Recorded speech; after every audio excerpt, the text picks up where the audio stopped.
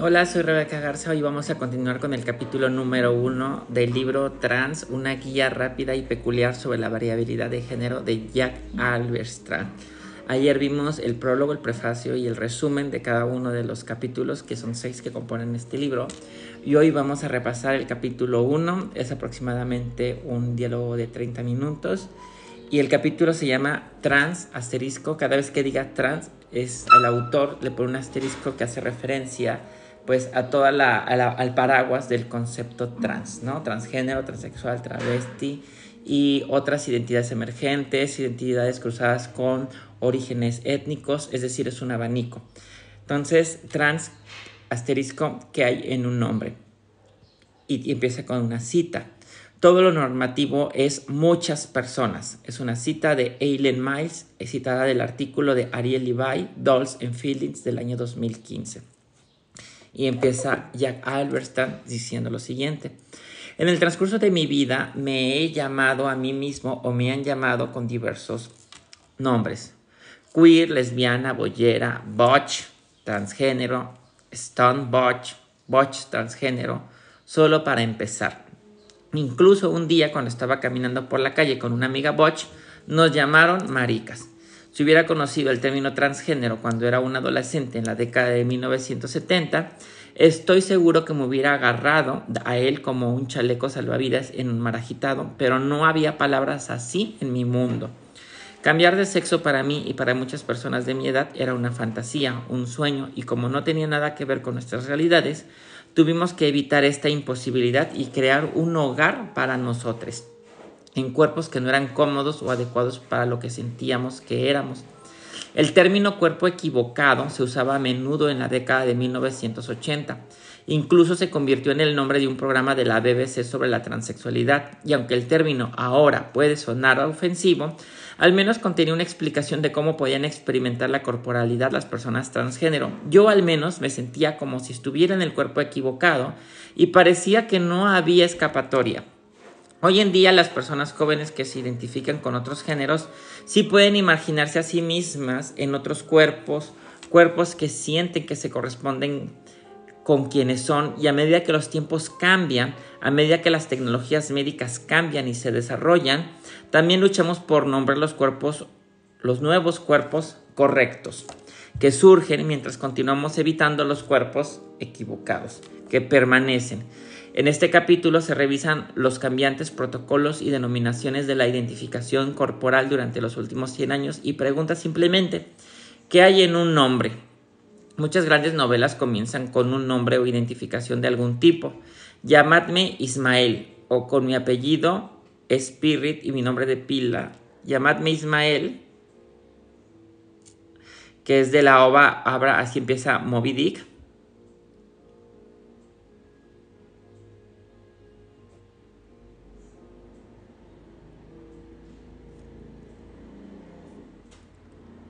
O como mi apellido es Spirit y mi nombre de pila, Philip. Mi lengua infantil, al querer pronunciar ambos nombres, no fue capaz de decir nada más largo ni más explícito que Pip, como otra novela, o la famosa novela de Kafka. Cuando Gregorio Samsa se despertó una mañana de un sueño intranquilo, se encontró sobre su cama transformado en un monstruoso insecto. Y por supuesto, otro inicio de una novela. Yo, Salim Sinaí, diversamente llamado luego Mocoso, Cara Sucia, Calborota, Huelecacas, Buda y hasta Cacho de Luna, había quedado estrechamente enredado con el destino, en el mejor de los casos, una relación peligrosa en la novela Hijos de la Medianoche de Salman Rushdie. Los nombres establecen el carácter, nos llevan a acontecimientos y crean expectativas. Sin duda, también hay novelas que comienzan con una ausencia de nombres. Soy un hombre invisible. ¿Y dónde ahora? ¿Quién ahora? ¿Cuándo ahora? De la novela del hombre invisible de Ralph Ellison, o El innombrable de la novela también El innombrable, ¿no?, de Ralph Ellison también. Este auge de no poder nombrar desafía la idea de carácter y plantea preguntas sobre la capacidad de nombrar para captar todos los matices de la identificación humana. De hecho, una de las películas infantiles más adorables de todos los tiempos, Buscando a Nemo, Representa una amistad entre un pez payaso Nemo, cuyo nombre significa nadie en latín, y un pez azul Dory, que apenas puede recordar su nombre a cada rato, ¿no? La confusión que siembran tanto Nemo como Dory no conducen a una lección cómoda sobre quiénes somos realmente, sino que en realidad aporta ideas para aprender a formar parte de un grupo, en parte al cuestionar los nombres propios. Ofrezco estos ejemplos para mostrar el sentido de la poderosa naturaleza de nombrar, de reclamar un nombre o de negarlo, y por lo tanto de permanecer innombrable. De hecho, este libro usa el término trans con asterisco, que explicaré en breve, específicamente porque mantiene abierto el significado del término trans y se niega a ofrecer una certidumbre mediante el acto de nombrar. Y aquí el autor dice que muchos académicos trans, incluyendo a Susan Stryker, se inclinan por el término trans asterisco, y aunque algunas personas trans critican su ambigüedad, el discurso crítico sobre el uso de trans con asterisco es en su mayoría positivo. En un contexto contemporáneo, es difícil imaginar lo que podía sentirse al carecer de un nombre para lo que una persona sentía de sí misma.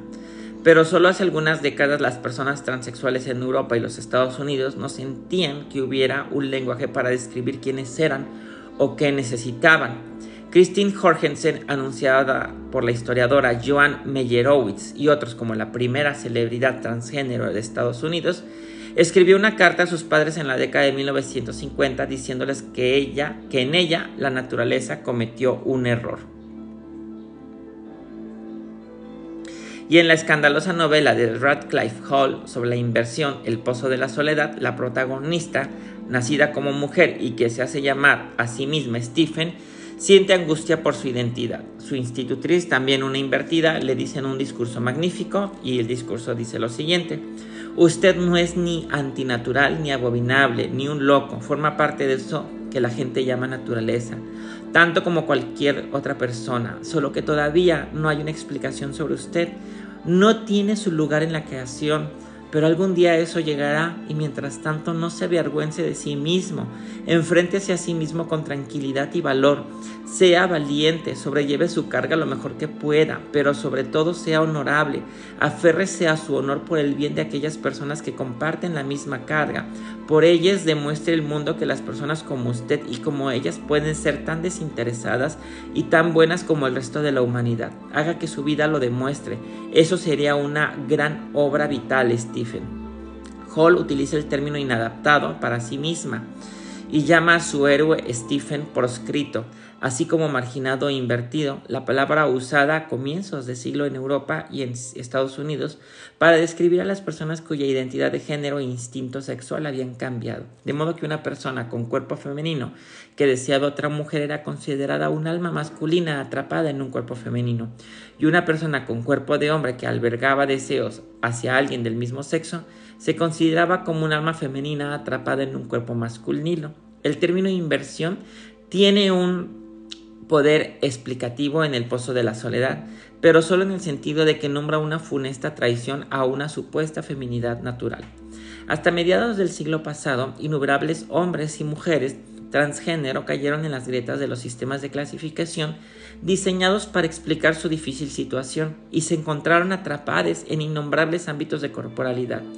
Hoy tenemos una gran cantidad de nombres para los que somos, y algunas personas desean activamente ese espacio de lo innombrable nuevamente. Este libro explica cómo llegamos a ser trans con asterisco y por qué tener un nombre para uno mismo puede ser tan perjudicial como carecer de uno. Nombrar, huelga decirlo, es una actividad poderosa y ha sido incorporada en producciones modernas de especialistas en la producción del conocimiento. He seleccionado el término trans con asterisco para este libro precisamente para abrir el término a un despliegue de categorías de organización que no se limiten a la variación de género. Como veremos, el asterisco de trans modifica el significado de transitividad al negarse a situar la transición en relación con el destino, con una forma final, con una forma específica o con una configuración estable de deseo o de identidad. El asterisco cuestiona las certezas del diagnóstico, mantiene a raya cualquier intento de saber de antemano cuál podría ser el sentido de esta o aquella forma de variación de género y, que es lo más importante, convierte a las personas trans con asterisco en autoras de su propia categorización. Como se verá, trans con asterisco puede ser un nombre para formas expansivas de diferencia, relaciones ápticas para conocer, modos de ser inciertos y la desagregación de la política de identidad basada en la separación de muchos tipos de experiencia que en realidad se combinan, se cruzan y se mezclan. Esta terminología trans con asterisco pone en cuestión la historia de la variación de género, que ha cristalizado en definiciones concisas, pronunciamientos médicos firmes de exclusiones violentas. La manía de la función divina de nombrar comenzó, como era de esperarse, con la exploración colonial. Como cualquiera que haya visitado jardines botánicos o zoológicos sabe, la recolección, clasificación y análisis de la flora y fauna del mundo ha ido de la mano con diversas formas de expansión colonial y empresarial.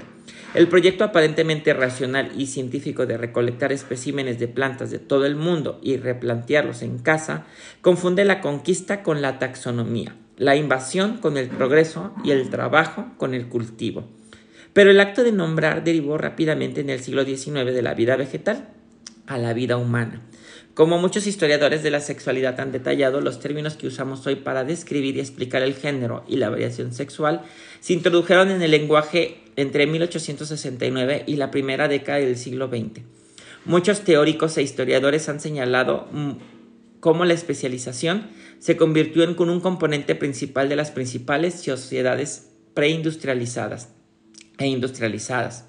A medida que surgían grandes y complejos grupos sociales a finales del siglo XIX en Europa y los Estados Unidos, al pasar del entorno agrario al urbano y del trabajo agrícola al trabajo industrial, los sistemas de conocimiento que intentaban seguir el ritmo de estos enormes cambios sociales produjeron expertos en todos los campos.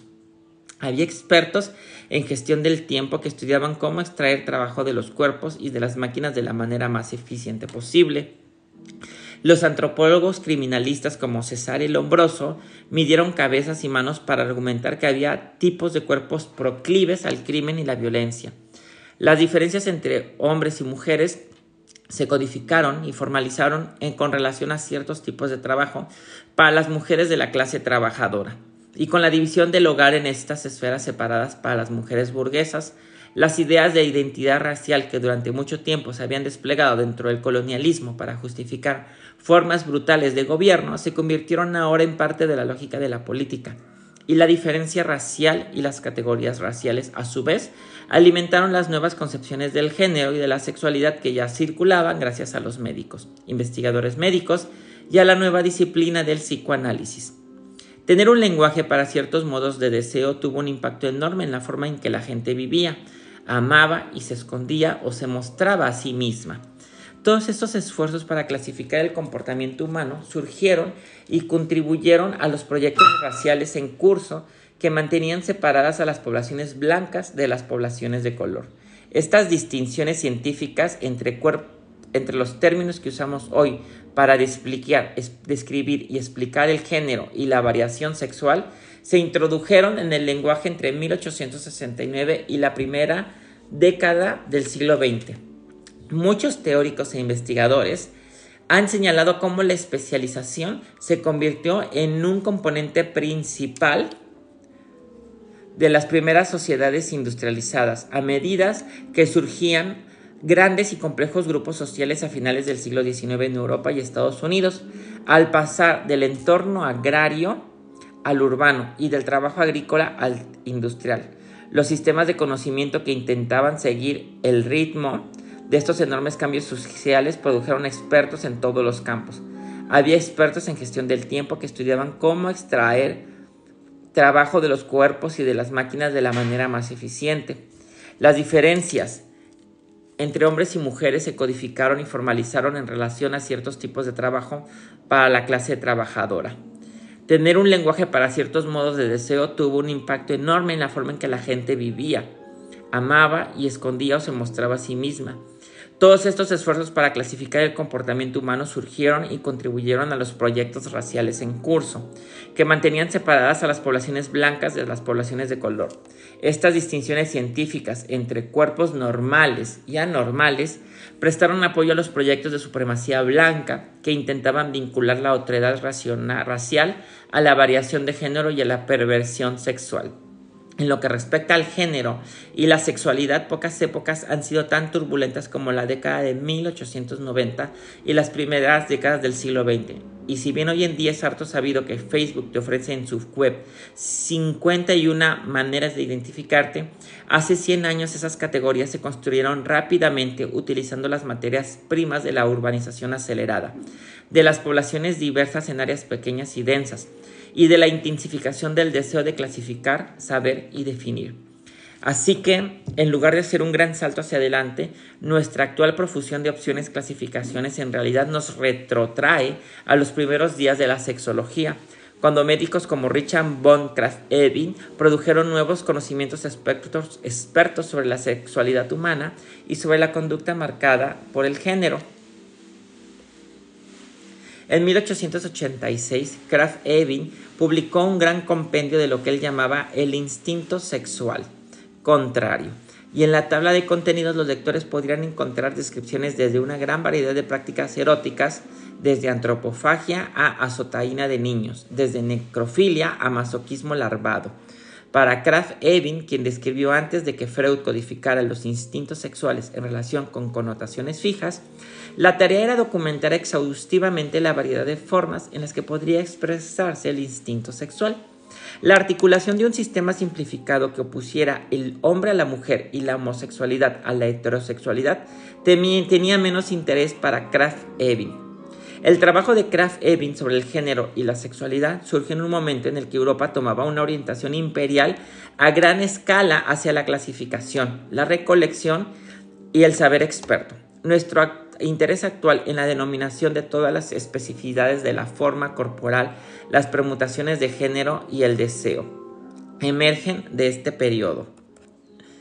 Este proyecto de clasificación exhaustiva, una práctica decimonónica que, como he dicho, se extendió desde la botánica hasta la antropología temprana y la sexología, dio paso en el siglo XX a la ubicación del cuerpo sexuado y marcado por el género en relación con la orientación, las normas y la identidad.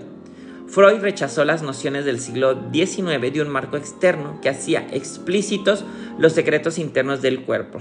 Este fue al menos uno de los temas de antropología criminal elaborado por Lombroso y otros, y abogó por la atención a lo irracional, lo inconsciente y la orientación del deseo. Michel Foucault, a su vez, rechazó la noción de un conjunto de orientaciones empíricamente verificables y argumentó que el psicoanálisis producía los mismos conceptos de identidad corporal que afirmaba descubrir para él la producción del cuerpo sexuado y con género estaba coordinada por el sujeto que se regulaba a sí mismo en relación con las normas sociales. Foucault planteó que la ficción de una identidad sexual y de género se afianzó y se convirtió en la narrativa dominante sobre el ser en la vida de finales del siglo XX. Nuestro vocabulario actual combina una variedad de términos médicos y coloquiales. La terminología médica se produjo en el siglo pasado y los términos coloniales han evolucionado paralelamente a ella como correcciones, modificaciones y a menudo rechazos rotundos. Y así, todavía ocasionalmente usamos la palabra médica homosexual para el deseo del mismo sexo, pero más a menudo decimos gay o lesbiana. Usamos el término transexual con más frecuencia que homosexual, pero eso se debe a que las personas transexuales aún están atadas de alguna manera a las tecnologías y servicios médicos porque desean o deseamos cirugías y hormonas. Y el término transgénero ha surgido en los últimos años como una forma de recuperar muchas formas de vida de transexualidad que incluyen transexuales sin operar, transexuales que no se hormonan y otras situaciones. Hola Zaira, muchas gracias por estar en esta lectura. Muchas gracias a las personas que se han sumado. El poder de nombrar que ha recaído en doctores y psicólogas, trabajadores sociales y académicas domina la autoridad de la investigación científica y lo une a un sistema de conocimiento que mantiene con fuerza la idea de que los expertos describen en lugar de inventar. Sin embargo, como sabemos, tras observar la lenta implosión del sistema aparentemente natural desde hace 100 años, nombrar fija los cuerpos en el tiempo y el espacio y en relación con las narrativas sociales preferidas de la diferencia. Esto es muy importante. Los términos homosexual, diagonal, heterosexual y transexual, así como otros marcadores como hombre, diagonal, mujer, masculino, diagonal, femenino, blanquitud, diagonal, negritud, diagonal, morenés, son todos términos históricamente variables, no ligados a formas fijas o, para el caso, formas naturales o inevitables de cuerpos y poblaciones. Mientras que la homosexualidad cuenta al mismo tiempo la historia de la heterosexualidad, y mientras que las historias de las mujeres son demasiado a menudo absorbidas por las historias de los hombres, la historia trans es una historia que aún está por contarse. Como una reflexión divertida sobre esta historia perdida, un artista transgénero, Chris Vargas, ha creado el Museum of Transgender History and Art, o MOTA, con TH. Lo pueden encontrar en la página de www.chrisvargas.com, /MOTHA, MOTA. Esta institución imaginaria tiene el objetivo de recopilar una historia visual coherente de la cultura transgénero, utilizando un marco que esté de forma deliberada perpetuamente en construcción. De esta manera, Vargas pregunta ¿qué significaría construir un conjunto de historias entrelazadas alrededor de personas que regularmente y a veces deliberadamente quedan fuera del registro histórico? Las palabras cambian dependiendo de quien las hable, no hay remedio, escribe Maggie Nelson en una intervención más poética sobre esta confusión actual sobre el lenguaje de las variantes de género. La respuesta no es solo introducir nuevas palabras, boy, cisgénero, andromarica, y luego comenzar a objetivar sus significados, aunque objetivamente aquí hay poder y pragmatismo. También debemos de estar pendientes de la multitud de posibles usos, posibles contextos, las alas con las que puede volar cada palabra. Ver el lenguaje de esta manera como un ecosistema cambiante dentro del cual las palabras pueden volar, pero también como un ecosistema en el cual las palabras pueden flotar sobre la multiplicidad a la que apuntan, nos libera de la tarea mundana de simplemente encontrar el nombre correcto. Haríamos bien en prestar atención a esta advertencia lírica en contra de intentar estabilizar las fluctuaciones en el significado. Si buscamos en el lenguaje un catálogo exhaustivo de todas las formas humanas, podríamos caer en el tipo de producción artificial de multiplicidad que alimenta las 51 maneras de ser un cuerpo que Facebook nos ofrece. ¿Qué representan estas terminologías en términos de la creación y el colapso de los sistemas contemporáneos de definición de sexo-género? Uno de los principales términos mencionados en Facebook es relativamente nuevo y significa la exclusión o el rechazo de una persona a las categorías de género, que es el concepto de agénero. Una persona agénero puede ser andrógina, de género fluido, de género neutro. El concepto de ser alguien sin género, sin embargo, es algo caprichoso en el mejor de los casos, ya que hay pocas maneras de interactuar con otros seres humanos sin identificarse con algún tipo de corporalidad marcada por un género. Por ello, el concepto de agénero nombra un deseo de estar fuera de las normas de género en lugar de la experiencia real de serlo. De hecho, si bien las democracias liberales se adhieren a la idea de neutralidad de género o de ceguera racial, es evidente que en estas sociedades que las diferencias históricamente situadas son extremadamente importantes para nombrar, estudiar, reconocer y explicar por qué proporcionan historias de odio y hostilidad que han sido apoyadas legalmente.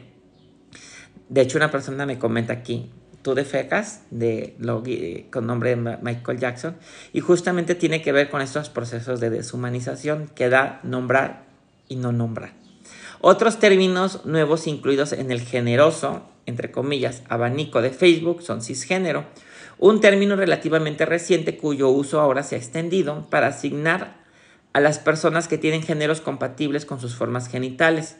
Género inconformista, género que cuestiona el género y neutrois, personas que se salen o se oponen al sistema binario de género. Términos más coloquiales que no solo nombran la identidad corporal, sino también el proceso de aprender a vivir un cuerpo, cuestionando el género. Todos estos términos han surgido dentro de comunidades que buscan formas de nombrar y explicar su multiplicidad En otras palabras, no son términos médicos o términos psiquiátricos producidos en contextos institucionales, ya sea para nombrar trastornos o para delimitar un campo de clasificación. Más bien, son términos que surgen por ensayo y error, por un uso cotidiano y por conveniencia política. Esto podría darnos motivos para el optimismo sobre el colapso de las regulaciones clasificatorias. Y sin embargo, los sistemas de clasificación más antiguos han cedido al paso a sistemas coloquiales sin cambiar necesariamente los binarismos centrales y dominantes de raza, clase, género y sexualidad. En otras palabras, los rumores sobre la desaparición de los sistemas hegemónicos sexo-género han sido muy exagerados. Dicho esto, una de las mayores innovaciones de las últimas 2 décadas en relación con las expresiones marcadas por el género ha sido de hecho la producción, la circulación y el uso de este lenguaje coloquial para expresiones de sexo y de género no normativas. Este surgimiento de un nuevo lenguaje señala el fin de un periodo de control médico-psiquiátrico del discurso y el comienzo de un nuevo paradigma en el cual las personas colaboran para nombrar su visión de una corporalidad diferente. Este nuevo periodo, como expondré a continuación, ha producido narrativas ricas e interesantes y descripciones del complejo campo de la expresión sexual y de género.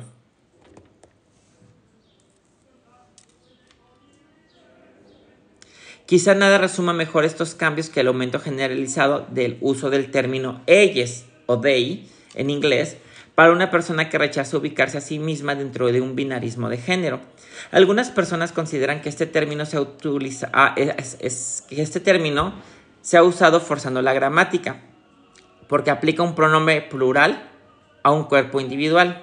Y de hecho, en un artículo del New Yorker sobre Jill Soloway, la persona creadora de la serie de televisión de gran éxito Transparent, Ariane Levy, responde al reto que plantea Hill de usar ellas y a ellas para todos los géneros, señalándole que la gramática oficial prohíbe utilizar un pronombre plural para una persona individual. Sonaría absurdo, por ejemplo, describir a Soloway diciendo ellas es mi director favorito. Sin embargo, Soloway replica que el lenguaje evoluciona cada día, incluso a la reasignación de género. Ahora la gente llama confirmación de género.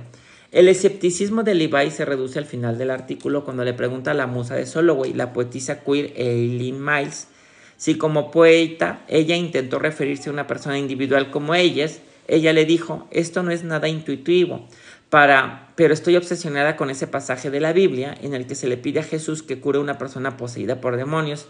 Y Jesús le responde, ¿cuál es tu nombre? Y la persona responde, mi nombre es Legión. Todo lo no normativo es muchas personas. A ella le gustaba la idea de una persona que contiene más de un yo, más de un género. Y la poetisa gana la batalla. Lo que Levy, la periodista, le parece algo poco elegante y no gramatical, a Myles la trae como algo no normativo y lleno de posibilidades. El uso del plural para el singular, la referencia a muchas personas por encima de lo individual, supone para Myles un pequeño paso hacia la utopía, una llamada a la colectividad en lugar del individualismo y el reconocimiento. Podríamos añadir que los géneros solo surgen en relación con otros cuerpos y dentro de poblaciones múltiples, orientadas y complejas. Tal y como sugiere la explosión de estas terminologías, las categorías que utilizamos para comprender las relaciones dinámicas entre el placer, la identificación, el reconocimiento social, la reproducción y los impulsos libidinales, por no mencionar la paternidad, maternidad, la capacidad, la identidad nacional, la edad y la privacidad cambian y se desplazan con relativa rapidez. Y lo hacen bajo la presión de nuevas formas de activismo que prestan una cuidadosa atención de cómo nos referimos a nosotros, nosotras, mismos, mismas, mismes, a cómo etiquetamos a los demás, a lo que entra en el terreno de la autodenominación, a lo que se desliza hacia el peligroso territorio del discurso de odio. Sin embargo, muchas gracias Daniel por unirte. Sin embargo, como se verá en este breve libro, las formas coloquiales de expresión y definición no son necesariamente menos reguladoras o están menos comprometidas con las normas que otros modos de clasificación. Mientras que en algunos sectores del activismo transgénero han apostado por abolir la regulación estatal del cuerpo, Véase, por ejemplo, el trabajo de Dean Spade sobre el derecho administrativo o el de Eric Stanley sobre las cárceles.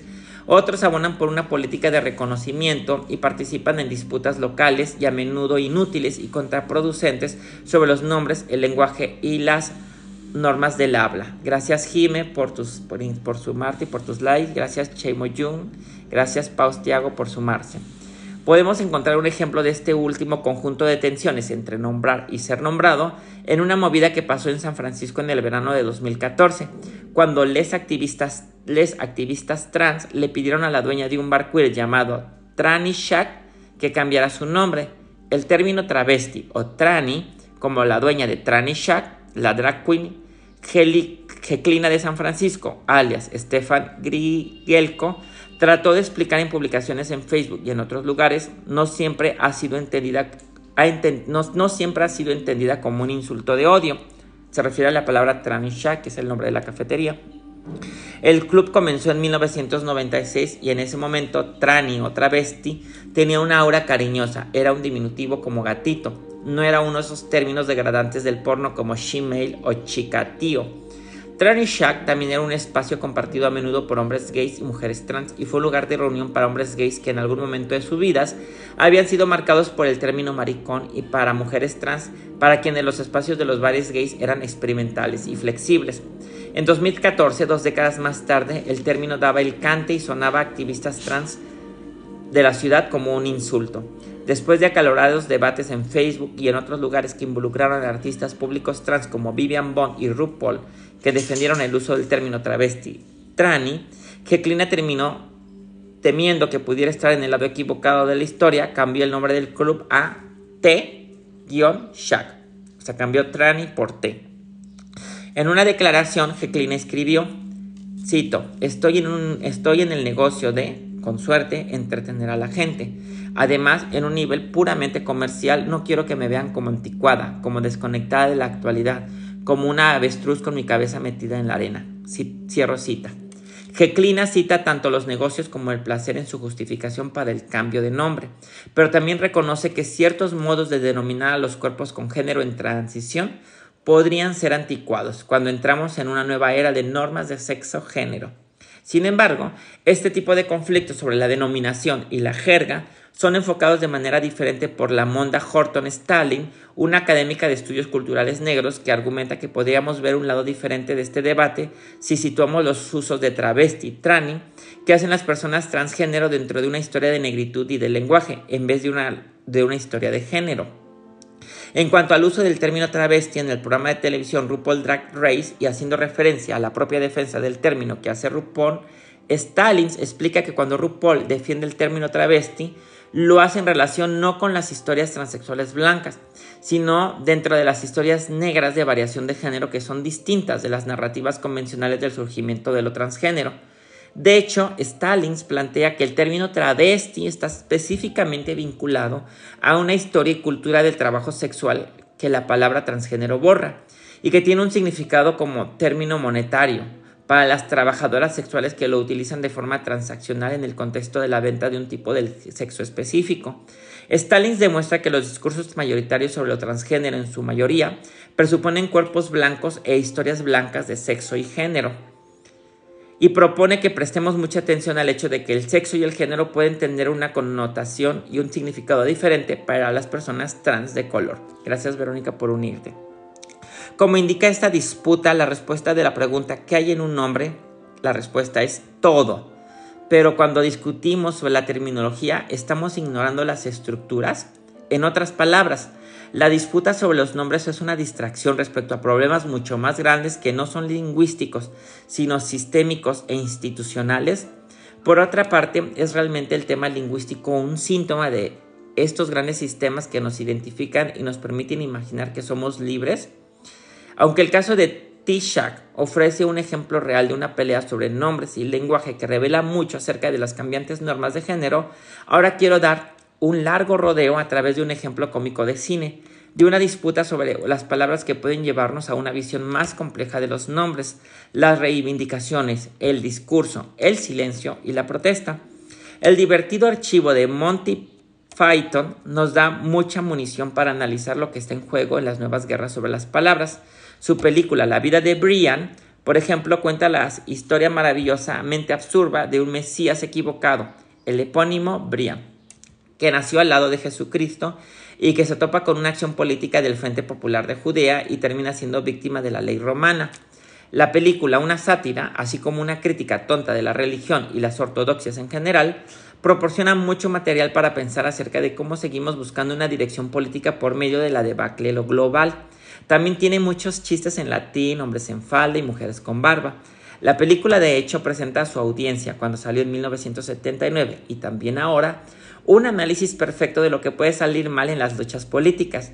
Luchas internas, nombres de grupos de activistas sin imaginación, hablar demasiado, acciones desesperadas contra las fuerzas de ocupación, qué pueden ir bien, no mucho, y qué batallas sobre el lenguaje merecen la pena defender. En una escena impagable, Brian, interpretada por Graham Chapman, enviado por el Frente Popular de Judea para participar en su primera acción de grafiti antiimperialista, comienza a pintar Romanes eum domus, es decir, romanos, iros a casa, en latín, en un muro. Cuando está a punto de terminar, un centurión, John Cleese, le detiene. Convencido de que está acabado, Brian tiembla a la sombra del soldado romano. Pero lo que sigue es una lección de latín en la que éste le recuerda a Brian que el plural de romano es romani. Luego se ve obligado a conjugar el verbo latino de ir para encontrar la forma imperativa de la tercera persona del plural ite. Finalmente, Cleese, el perfecto profesor de latín, hace que Brian reescriba domus en acusativo, como domum. Versión corregida, romani ite domum. Como castigo por su mal latín, se le dice que escriba la frase 100 veces en los muros de la ciudad romana. Es una escena divertida que saca su humor y su fuerza alegórica de la impresión de que muchos escolares de cierta generación, de mi generación, recibieron sobre el latín, a saber que era una lengua muerta utilizada principalmente para instruir a los jóvenes en las reglas de la gramática y por asociación en todo tipo de reglas inútiles que junto con sus excepciones irracionales deben seguirse. Para los estudiantes de latín en Europa de las décadas de 1960 y 1970, el contenido estaba subordinado a la forma. Incluso en un libro como La Guerra de las Galias de Julio César, toda la Galia se divide en 3 partes, es una cita, un texto lleno de información sobre imperialismo, dominación, astuto de liderazgo, corrupciones políticas, conquistas territoriales, protonacionalismo, etc. En mi juventud lo leímos solo para traducir, nunca discutimos el contenido real del texto. El centurión de Cleese en La vida de Brian lleva esta broma al extremo cuando atrapa a un activista antiimperialista, haciendo pintadas en una propiedad romana y aprovecha la oportunidad para instruirlo en las reglas del lenguaje imperial. Como un guiño furtivo a Fanon, los Phaeton nos recuerdan que la dominación imperial y colonial se produce a través del lenguaje y que la guerra de las palabras parezca estar sucediendo a nivel de contenido y significado, en realidad se lleva por medio de la forma o la gramática. Asimilar la gramática, tanto en La vida de Brian como en otros lugares, significa vincular el sentido a las reglas arbitrarias de la clase opresora. Pero la alegoría de la dominación y resistencia no termina ahí. Gracias 1, 2, 3, 4 por sumarse. En su fervor por proteger la rectitud del dominio romano, Cleese no solo instruye al dudoso revolucionario sobre cómo dirigirse a Roma, también le da una oportunidad, disfrazada de castigo, diciéndole que escriba la frase ofensiva 100 veces. Cuando termina, Brian ha cubierto cada centímetro cuadrado de los muros romanos con la palabra Romaros iros a casa, en perfecto latín, Romani ite domum. Este episodio nos recuerda que a veces los árboles no nos dejan ver el bosque, o los centuriones entusiastas no nos dejan ver el imperio romano, o los diversos insultos dirigidos a sujetos marginados no nos dejan ver el camino de la dominación. Hoy en día, en las comunidades queer, mientras luchamos por las palabras como transvesti, nos preocupamos porque nos han provocado y porque nos ponemos a parir por nuestros supuestos microcrímenes de omisión, diagonal, inclusión, diagonal, jerga. Estamos como el Frente Popular de Judea, tratando de luchar contra el poder, discutiendo sobre las relaciones entre los significantes y los significados, pero dejando intactas las estructuras de significación. Pero el episodio también nos muestra que el castigo puede llevar a la protesta. El castigo de Brian le permite completar la misión activista que le habían encargado inicialmente. Sin duda todo este libro podría sacar lecciones de antiguos episodios de los Monty Python, pero antes de ceder ante una idea tan tentadora, volvamos al tema que nos ocupa. ¿Qué ha sucedido en las últimas décadas para impulsar una revisión tan amplia de nuestra comprensión y lenguaje de la corporalidad de género? ¿Y cómo han respondido las personas a las nuevas definiciones del sexo y del cuerpo marcado por el género? En este libro trataremos de exponer varias experiencias de género en transición en diferentes etapas de la vida. Reconocemos que en esta era de mayor longevidad, la experiencia y el significado de la corporalidad, del sexo y del placer pueden cambiar radicalmente con el tiempo. Por ello, trans con asterisco diferencia la ambigüedad de género en la infancia en la que se da en la crisis de la adolescencia en lo relativo a la corporalidad y de problemáticas trans con asterisco relacionadas con la crianza, tener hijos e hijas, envejecer e incluso morir. En la última década, las discusiones públicas sobre el transgenerismo han aumentado exponencialmente. Lo que una vez fue considerado como un trastorno inusual o incluso desafortunado, se ha convertido en una expresión aceptada de la corporalidad del género y en un nuevo espacio para el activismo político. Como una idea estigmatizada llegó a ser tan central en las articulaciones del yo y del otro en Estados Unidos y en Europa, que alimenta esta continua fascinación sobre la corporalidad transgénero y cómo han cambiado los protocolos de género actuales el reconocimiento de su legitimidad en los Estados Unidos, cuál es la historia del género y cómo se relaciona con las historias de la sexualidad, la raza, la capacidad y la salud, ya sea bajo la forma de los pronombres de géneros preferidos o incluso de nuevas clasificaciones de identidad de género, agénero, androginia, cisgénero, etc. La visibilidad de lo transgénero debe verse como parte de un cambio más amplio en los hábitos y costumbres en torno a la clasificación, la denominación y la forma de vivir en el cuerpo humano. Si bien los nuevos protocolos de género recogidos en Facebook y en otras redes sociales parecen registrar avances, flexibilidad e incluso un descentramiento de la perspectiva de género normativa, esa mayor flexibilidad con respecto al género puede funcionar como parte de nuevos regímenes reguladores. Trans con asterisco, presta atención a las fluctuaciones de la regulación y a la innovación, la gobernanza y la experimentación, además de ubicar claramente los cambios y los desplazamientos de las identidades trans dentro de una matriz de identidades y prácticas de género y sexualidad. Trans con asterisco plantearía que la nueva visibilidad para cualquier comunidad dada tiene ventajas y desventajas, responsabilidades y potencialidades. Con el reconocimiento viene la aceptación, con la aceptación viene el poder, con el poder viene la regulación. Repito, con el reconocimiento viene la aceptación, con la aceptación viene el poder, con el poder viene la regulación. Las nuevas articulaciones de la experiencia de la ambigüedad de género, en otras palabras, facilitarán la vida de muchas personas adultas transgénero, pero también sus padres, madres o sus criaturas, sus amistades, sus amantes, pero también podrían tener consecuencias imprevistas al exponer a personas que pasan inadvertidas a nuevas formas de escrutinio y especulación. Basándose en estadísticas y para algunas de nosotras se quedan cortas, algunas estimaciones calculan que actualmente hay 1.4 millones de personas transgénero en Estados Unidos. Muchas personas transgénero denuncian haber sido víctimas de acoso o intimidación, siendo las mujeres trans en general y las mujeres trans de color en particular las víctimas más frecuentes de la violencia y la exclusión. Además, las tasas de VIH en mujeres trans son muy elevadas. Según algunos informes, muchas personas transgénero han intentado suicidarse. Si bien el número de denuncias de abusos físicos contra personas transgénero es alto, debemos tener en cuenta factores de género, raza y clase en estos análisis. La pobreza, el trabajo sexual y la raza siguen siendo variables significativas para determinar que personas transgénero son víctimas habituales de violencia a causa de su expresión de género. Este libro tratará de lidiar con algunas preguntas delicadas sobre la violencia, la vulnerabilidad, la presentación de género y el impacto psicológico de la transfobia. Al mismo tiempo, cabe destacar que en mayo de 2013, el Manual Diagnóstico y Estadístico de Trastornos Mentales, el DSM-5, eliminó la categoría de transexualidad de su lista de trastornos físicos, reemplazándola con el término disforia de género.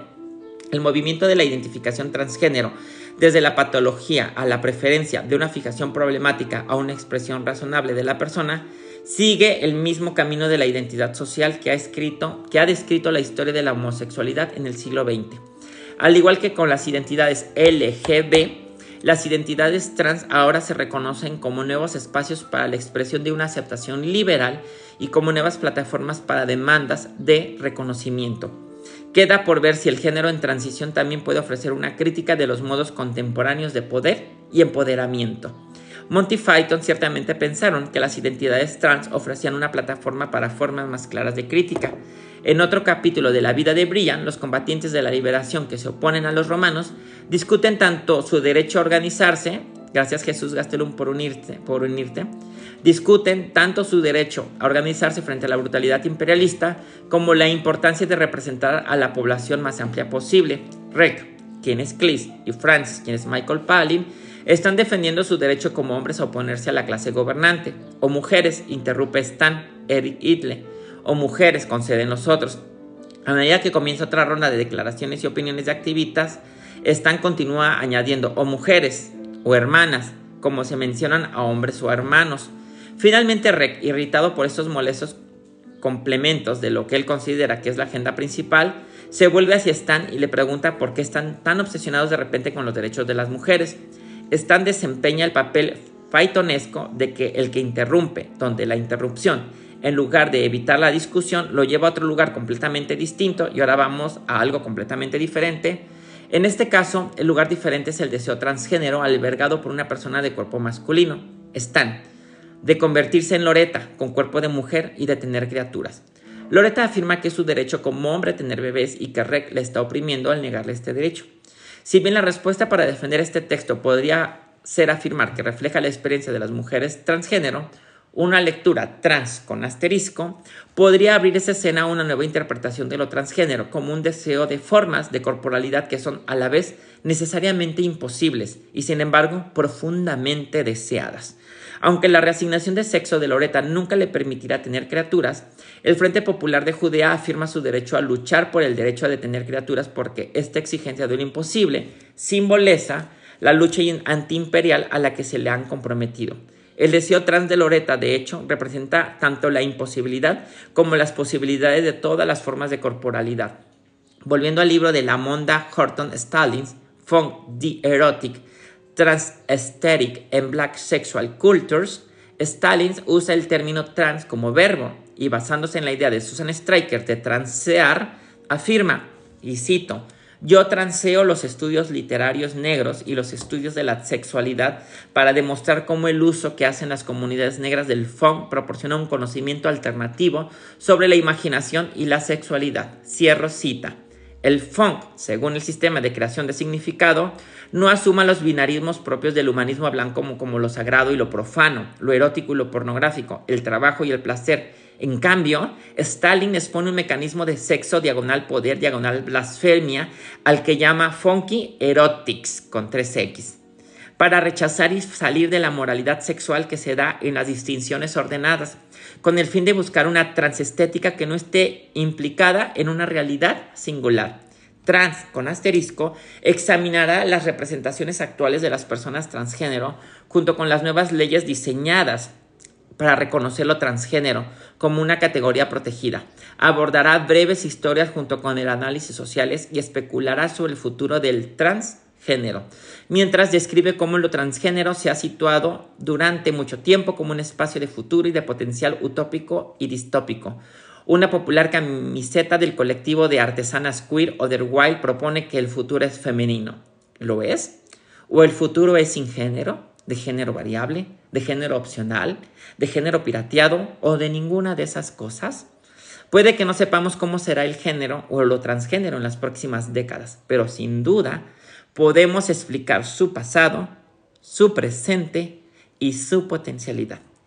Y con esto terminamos el capítulo 1, que se llama Trans, que hay en un nombre, de Jack Halberstam, del libro Trans, una guía breve y peculiar de la variabilidad de género. Mañana nos vemos aproximadamente como esta hora para ver el capítulo 2, hacer cuerpos trans, dentro de este proyecto que se llama Lectoescrituras Trans de Queer Trans, Centro de Estudios, Asociación Civil, donde nos interesa difundir y promover los conocimientos y epistemologías trans, transvesti y también los saberes. Muchísimas gracias, soy Rebeca Garza y nos vemos mañana.